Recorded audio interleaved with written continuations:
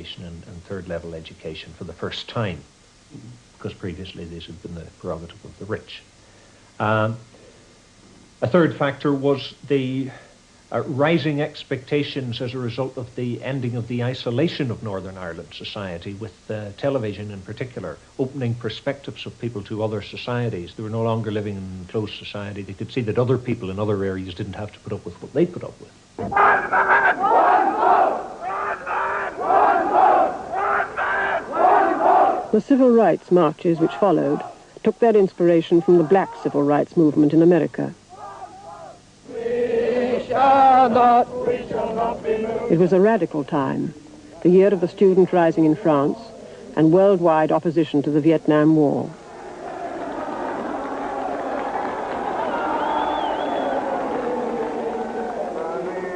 But their demands were specific and simple: electoral reform, an end to discrimination in jobs and housing, the abolition of the Special Powers Act, and the B specials, whom Catholics knew to be sectarian and partisan. There was a united force of the people marching together in opposition to the lack of democratic rights in Northern Ireland. The government had got away for 50 years just blatantly operating the policy of gerrymandering, which was particularly obvious in somewhere like Derry, and they didn't even bother to go to the trouble to hide it.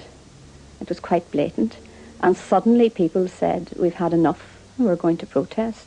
These people had tried all the democratic channels, the lobbying of MPs, and had got nowhere. And therefore, as a last resort, they had opted for public demonstrations. I wanted to march and protest. I wanted to sit down in the street. I wanted to tell as many people as I could.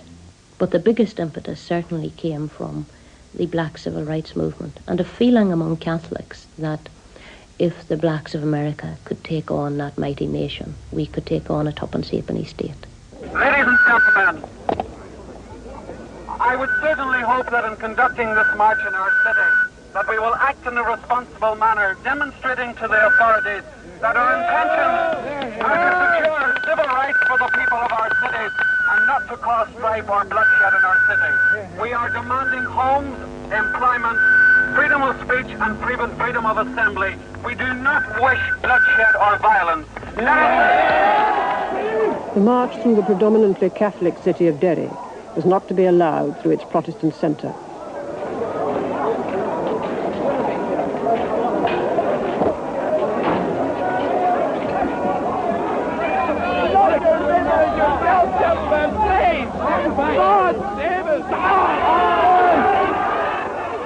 The march was poorly marshalled. There was confusion, and the police battened the crowd.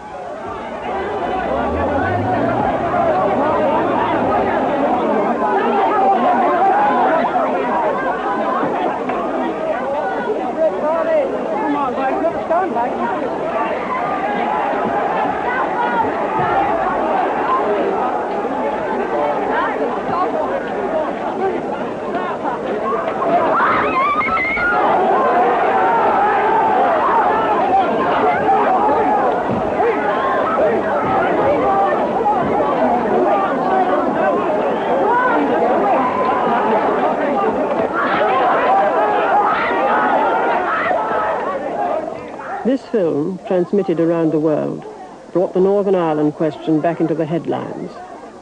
The civil rights movement had shown that something was sorely wrong in the province.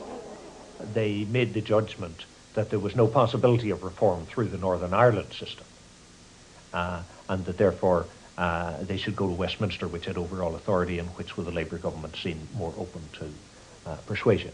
And also that they should try to secure publicity for their aims on the new media which were available, like television, and publicity not just in Northern Ireland or just in the rest of Ireland or Britain, but also internationally to put pressure from outside upon the British. I think that it would be fair to say that many Protestants in those days supported the call of the cry of the civil rights. But what happened was the civil rights movement was taken over by the Republican element, and then in particular by the IRA, which later became the Provisional IRA.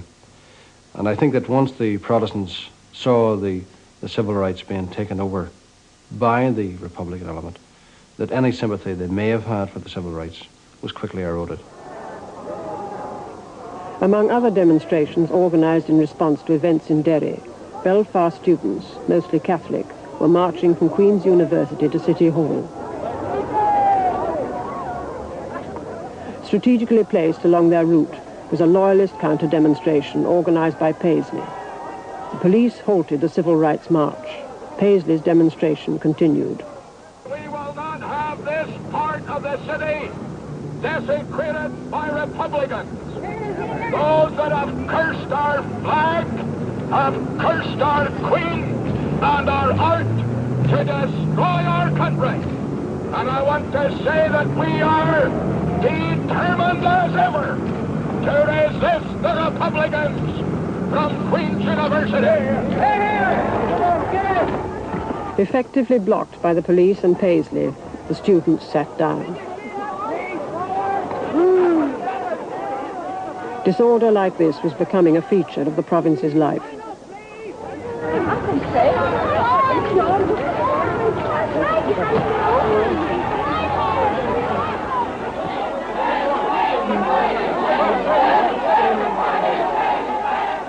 The law in Northern Ireland will be maintained in the interest of all.